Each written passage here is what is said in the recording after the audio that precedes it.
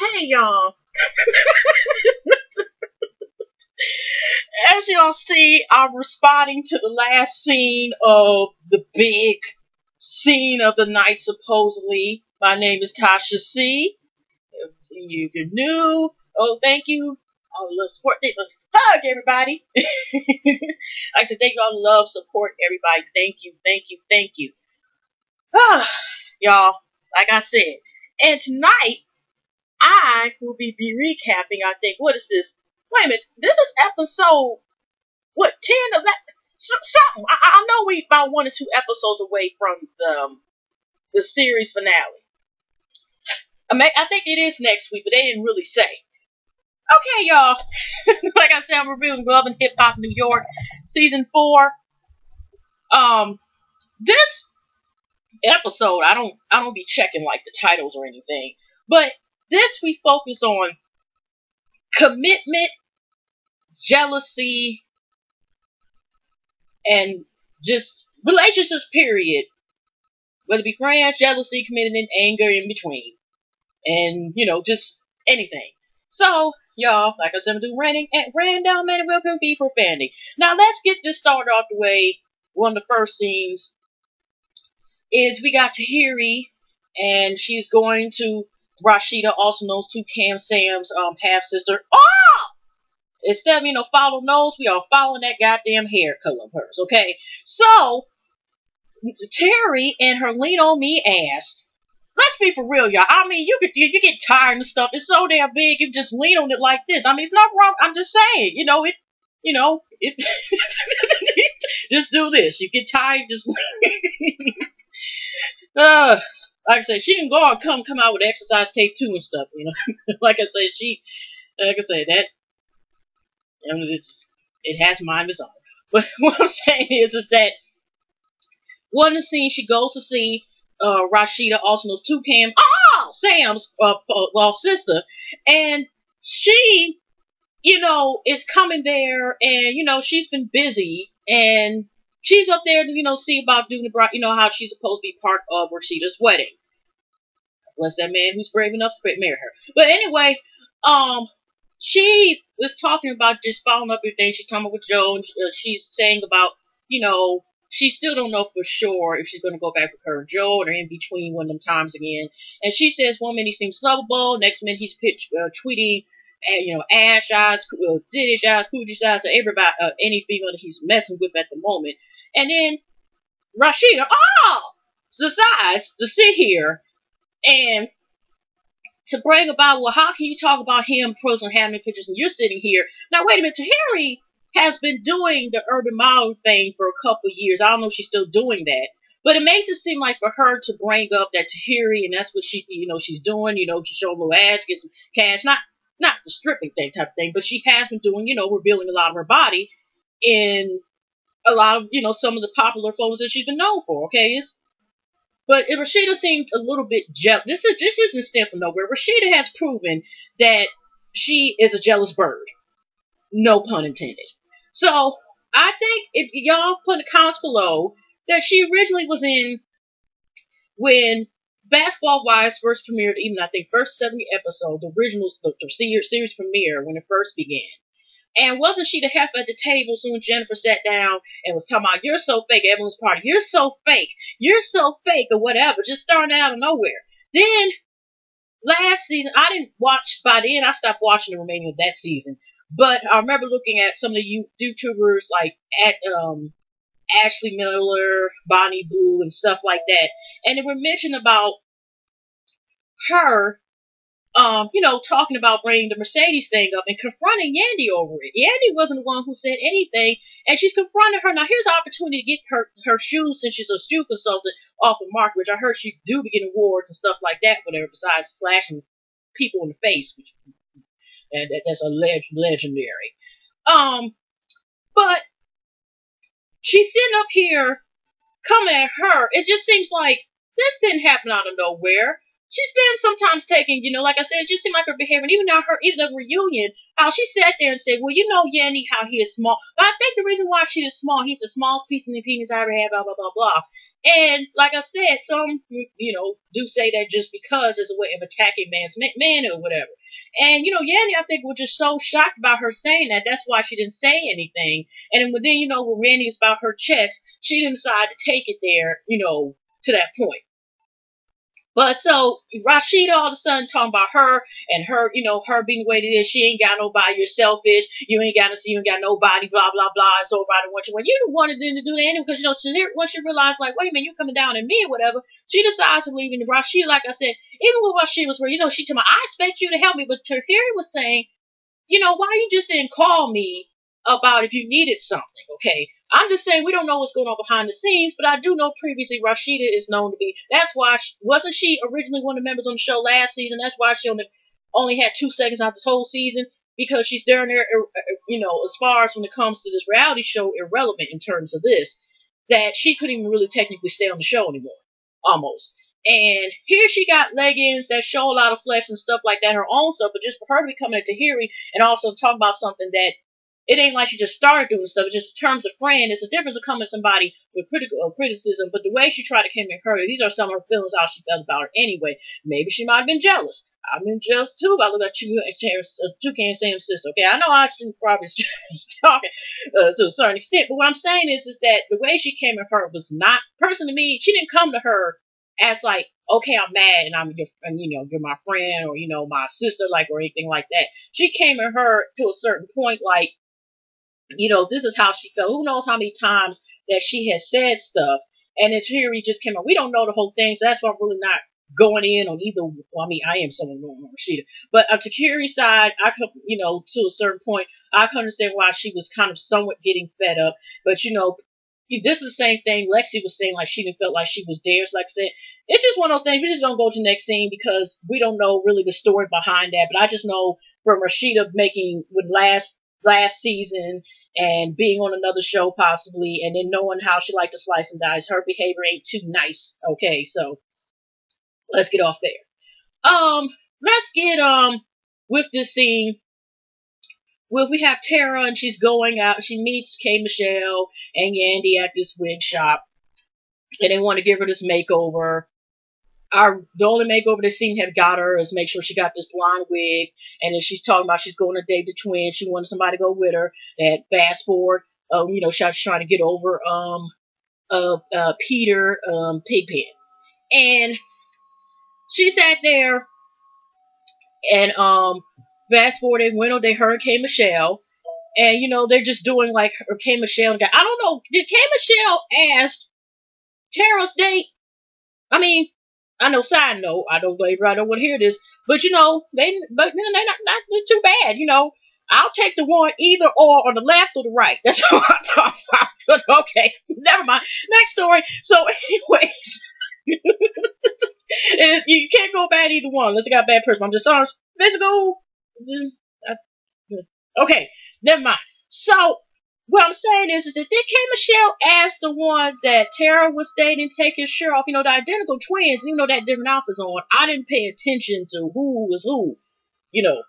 I know they put their names, but that scene was kind of like, come on now, time is precious. So they just doing like some stunt class where they fall, on the pads and stuff. I forgot what the other type of pads, and just doing like stunt tricks or whatever.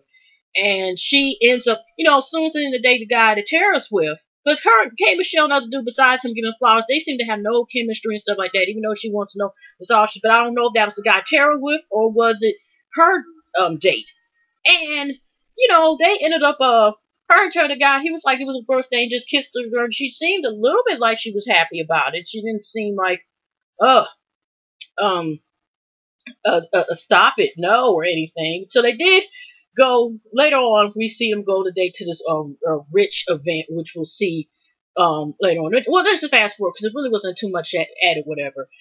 She ends up going this little I forgot what they call it, that little jumpsuit, short set, whatever that she had, and took him and had the little blonde wig and decided to go. Yeah, and he told her about Peter Pigpen down there. So that was that. And by the way, y'all, I did finally see, because I watched another video. I didn't know it was a video up for Amina Moth's I'm just gonna call her Media for y'all. I ain't gonna keep calling her Mom. I'll be nice. But I did see her video, and much love. So right, the thing was, I don't know, because she was inspecting, or maybe it must have cost more when she stand. But I did notice they never showed her standing up. And then you see Peter Gunn's one scene, you see his back turned, you just see his eye in the corner looking like this, like you kind of see the tells him, you know. And it's about the song where it's talking about, I don't want to be right about base, you know. And it was one person, I think they actually even are YouTube here as well. They just said it's a side hole anthem.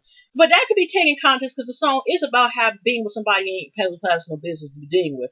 And, you know, you had one person got, you know, offended and stuff like that. But if you think about, you know, Monica had side hole song, and remember Shirley Moore, that's still a priceless song. Even Kelly Price with her, you know, just like a Behind Now.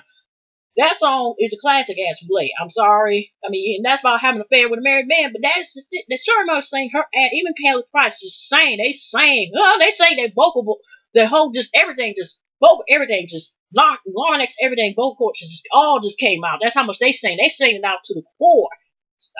Those are classics, okay? So that could be contextually a whole album. So it could be going to content of the song. It doesn't mean technically that they're talking about her, even though I know now, because of the circumstances, she's going to be known as a hoe. And again, I noticed Iggy Aga, I think her name is. This is the second song that was played of hers.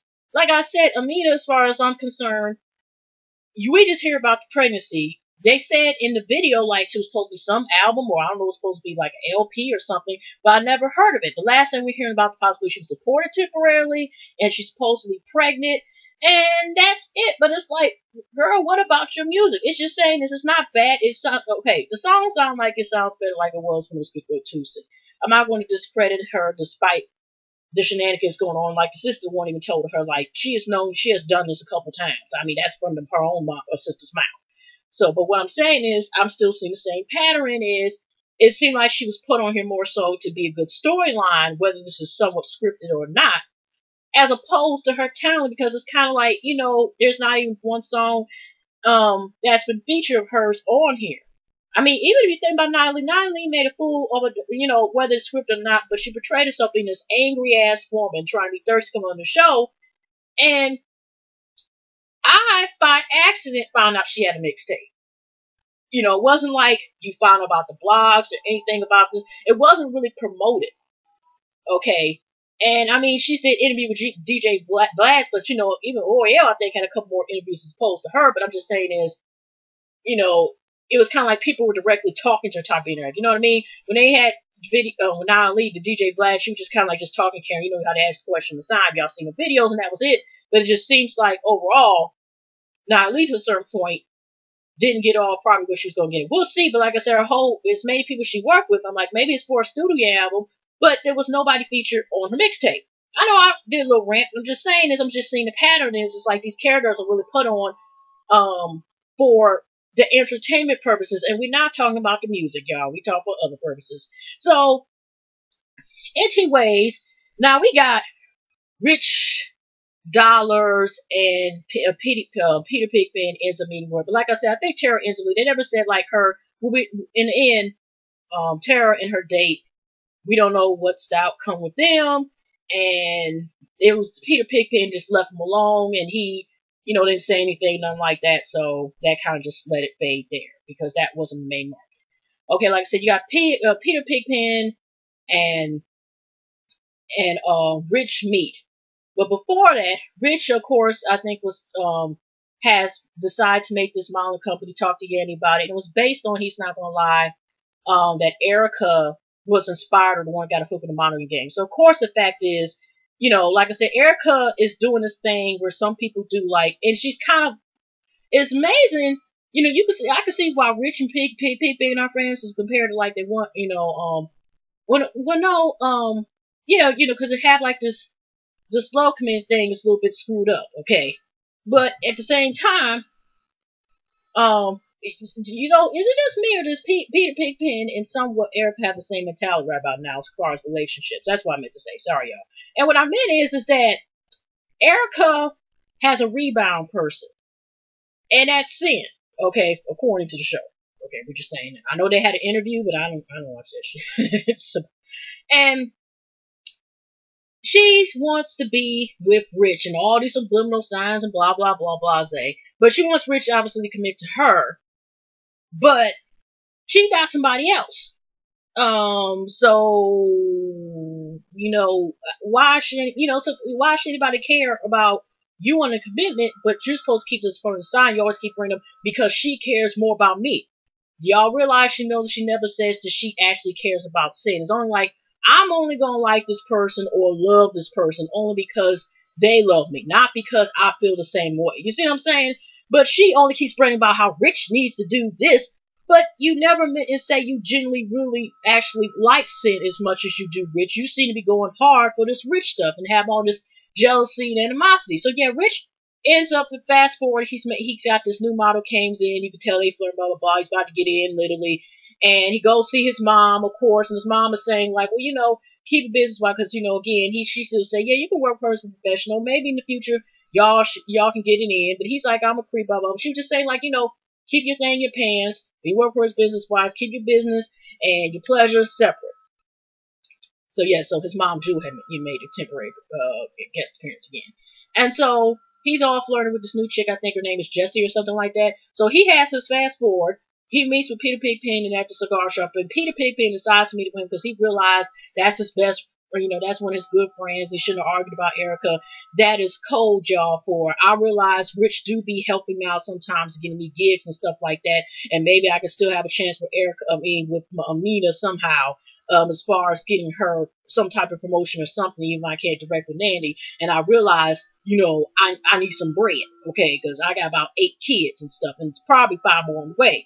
So he ends up saying, like, Erica's just a child, and she's a little bit older than Corey, and he just realized she's a troubled child. It just seemed like he thought about this thoroughly, not because he really was apologizing on account to her, because he could have, like, I know they couldn't probably be in the same room, but it's kind of like, can you relay this message to Eric? We all know that, like I said, because the first thing Rich had thought about is, he even said, okay, here's the DJing thing.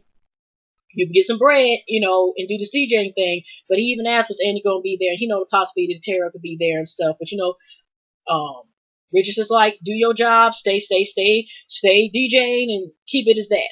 So,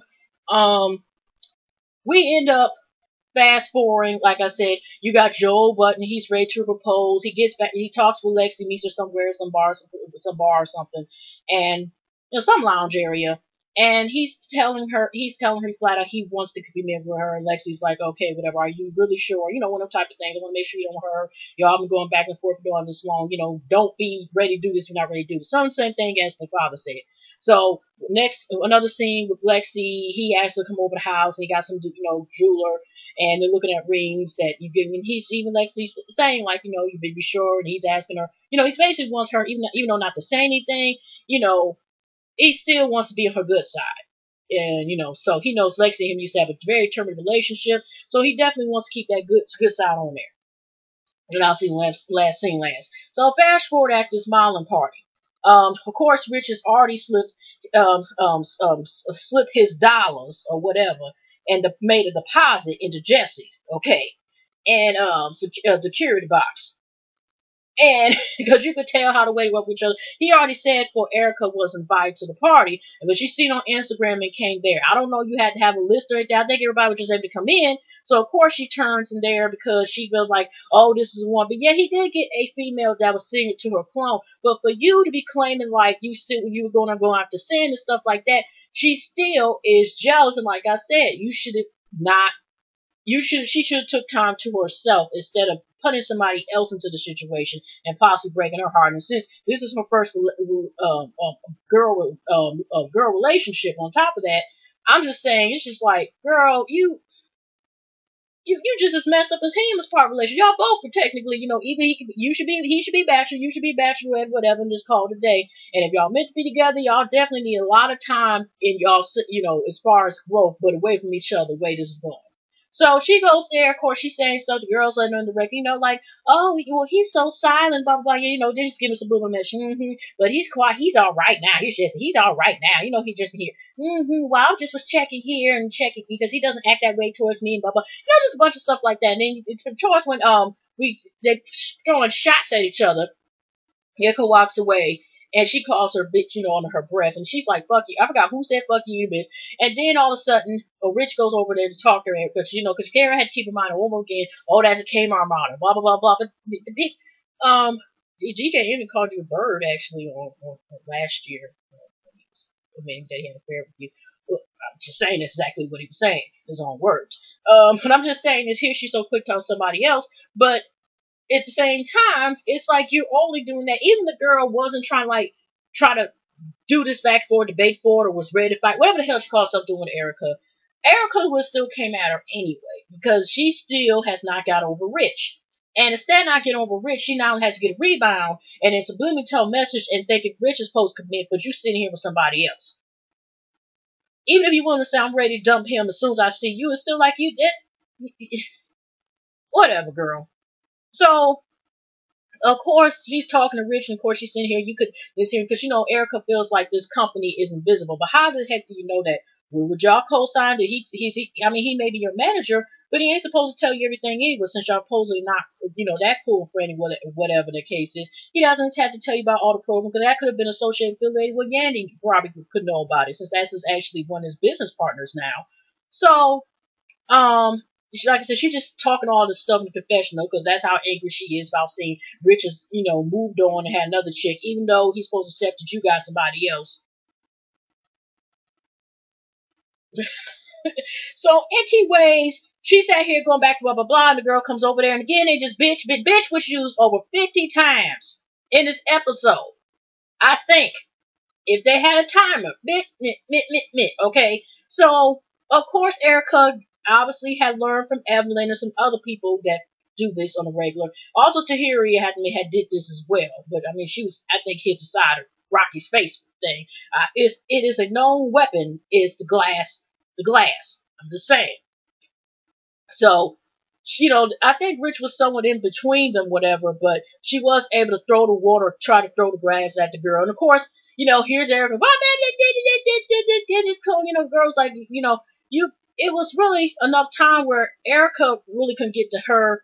He goes to all the bodyguards, and she couldn't get her. If we weren't going to have a second Terror / Mina, pimp slap around the world type of thing going on. So, of course, Erica back in talking stuff, I realized, it's over between me and Rich. I thought that's why you got with Sin, supposedly, or it was over with him, even when you got the tattoo cup.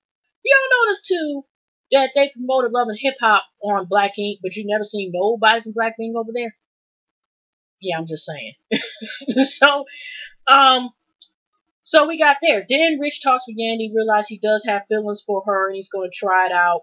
Of course, Peter Pigman, after he's seen Terry from a distance, he said we're going to have that talk, because like I said, he's just somewhat like Erica in a weird way. That's one way they're very common about. It's like they, I have my people, but they're supposed to be committed to me or whatever's going on. And so, the last scene after that, no, the second to last scene, Rich decides to meet up with Erica, and when he said, because when he told Yandy's like, if you want to go ahead and do that, great, be a great man, make sure to be a great woman. So Yandy was kind of like understandable about it. This is the woman he wants to be, that, just be positive vibes, blah, blah, blah, go ahead, do what you do, bro. And when he goes finally to hear Erica, oh no, I actually gave you subliminal messages. It's blunt as much as you talk and stuff and go hard in the paint. Does anybody still use that term? Okay, I'm using it. That's fine. Hard in the paint, as far as like running your mouth every 2-3 seconds, okay? Like it's a grenade, just a Uzi when it comes to run that mouth. Okay? Why did you have to blow some little shots and stuff? First of all, if you still wanted Rich back, you should have not just jumped and got in a relationship and then did one of them things.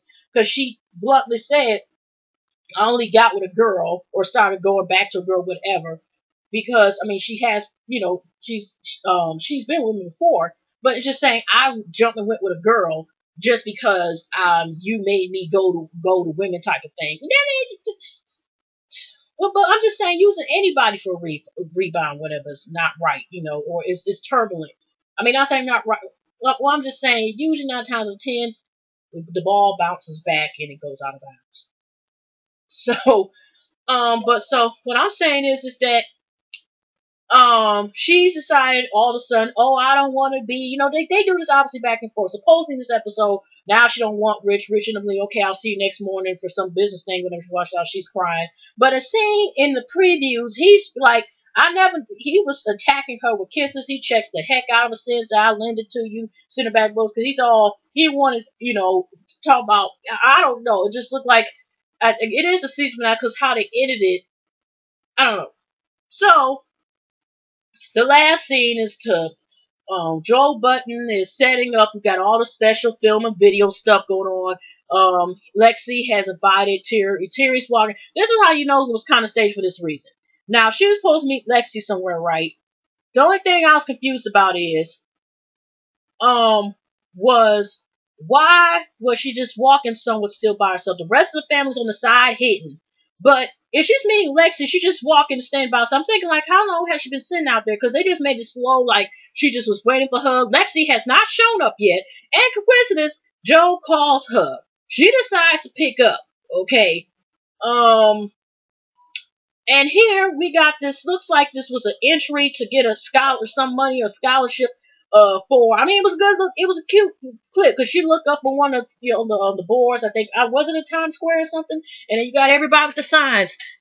Commitment. You have the serious music going on, everything. Commitment, forgiveness. He had Joe Button with certain stuff, and then when the gold strikes the scene where they showed him last time, I asked one question, and then he's sitting here with his tuxedo on, nice suit on, against by, and he's running to. Like I said, they actually had some of their family members on the side, but he was just like, I'm going to, now I want to ask you, no, no, he was like this, and here we are. And that's how it ends. Anyway, y'all, that's the end of my review / recap of Love and Hip Hop, whatever this episode is. And I hope you have a pleasant weekend, a pleasant evening, a pleasant night, and I'll see y'all in the next video. All right, take care.